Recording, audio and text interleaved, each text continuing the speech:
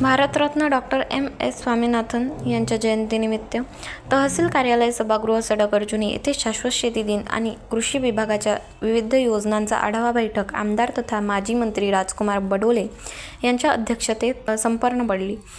या बैठकीत आमदार बडोले यांनी शाश्वत व पर्यावरणपूरक शेती पद्धतीचे महत्त्व अधोरेखित करत सांगितले की शाश्वत शेती ही शेतकऱ्यांच्या उज्ज्वल भविष्याचा मार्ग आहे। त्यामुळे शासनाच्या कृषी योजनांची प्रभावी अंमलबजावणी करणे ही काळाची गरज आहे।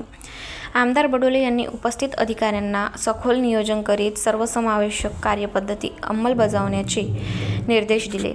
शेतकऱ्यांना योग्य वेळी आणि आवश्यकतेनुसार खताचा पुरवठा करण्यात यंत्रांनी संवेदनशीलतेने कार्य करावे असे त्यांनी स्पष्ट केले।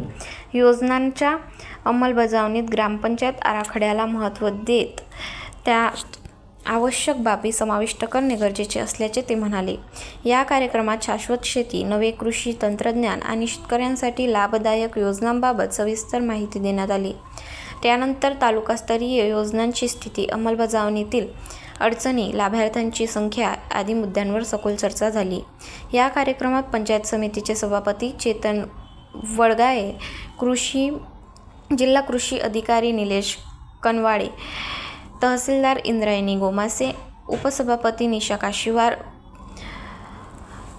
कृषी उत्पन्न बाजार समितीचे सभापती डॉक्टर विनाश काशीवार, जिल्हा परिषद सदस्य कविता रंगारी, सुधा रहांगडाले, शालिंदर कापगते, शिवाजी गहाणे, वर्षा शहारे, दीपाली मेश्राम, सपना नाईक, उपविभागीय कृषी अधिकारी रुपेश मेश्राम, तालुका कृषी अधिकारी लांजेवार, वन परिक्षेत्र अधिकारी मिथुन तोराने तसेच ग्रामपंचायतचे सरपंच व अधिकारी उपस्थित होते। गाव माझा न्यूजकरिता चंद्रमणी बनसोड, सडक-अर्जुनी, गोंदिया।